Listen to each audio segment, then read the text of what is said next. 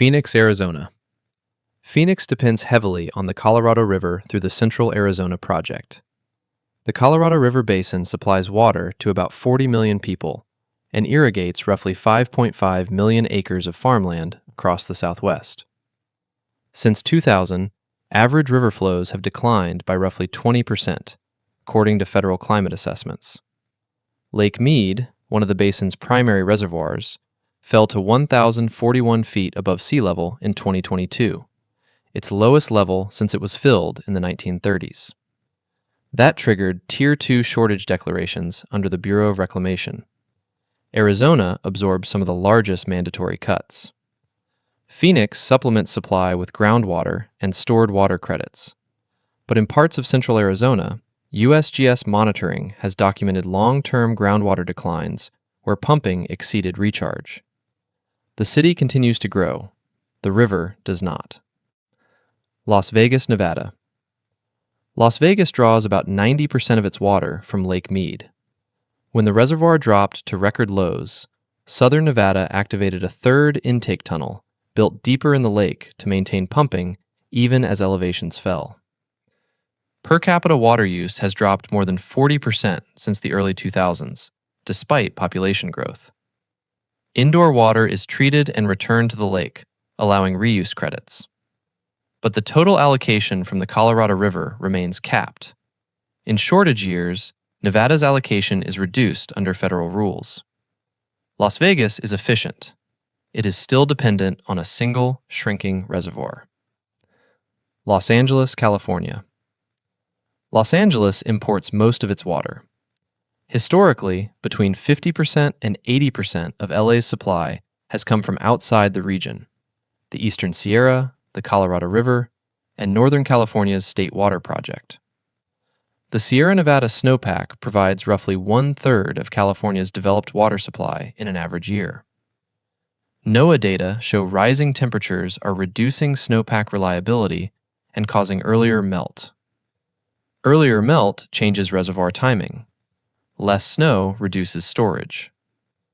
LA's infrastructure is vast, but it is exposed to variability across multiple distant watersheds at once. Distance used to mean security. Now it means shared risk. San Diego, California. San Diego historically imported up to 90% of its water supply.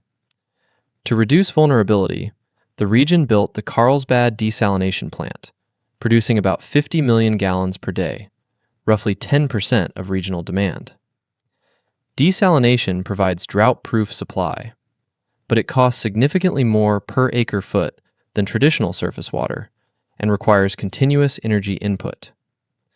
San Diego also invested in potable reuse and reservoir expansion. The system works, but reliability here is engineered. Scarcity isn't eliminated. It's offset with infrastructure.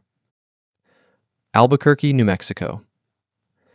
Albuquerque historically relied almost entirely on groundwater from the Middle Rio Grande aquifer system. By the early 2000s, groundwater levels in parts of the basin had dropped more than 100 feet due to sustained pumping. The city shifted toward using treated surface water from the Rio Grande and implemented aquifer recharge programs. Monitoring now shows stabilization in some areas.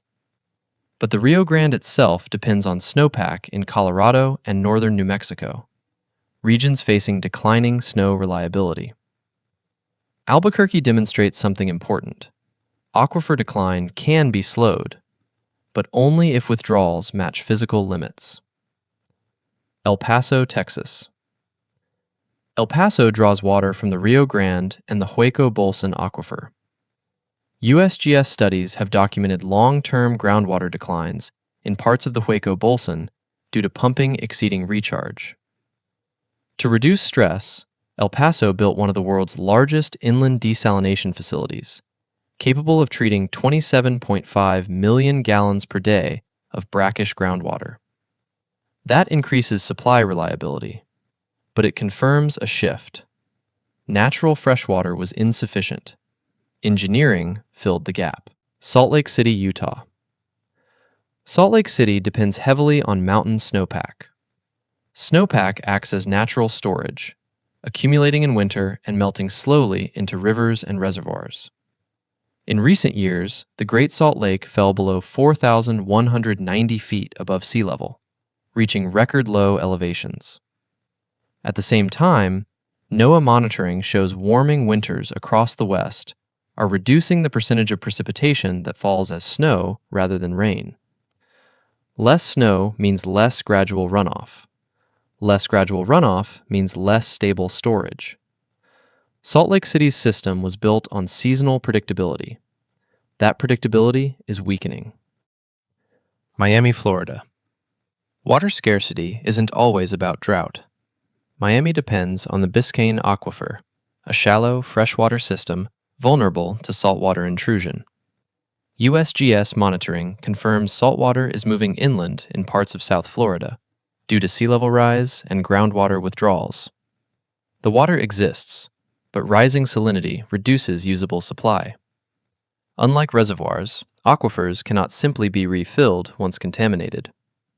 Miami's scarcity is not about volume, it is about water quality and coastal vulnerability.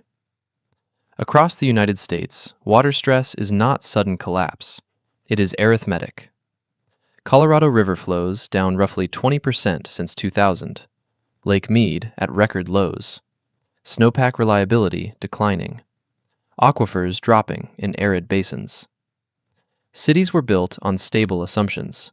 Those assumptions are shifting. Water scarcity in American cities isn't dramatic, it's structural.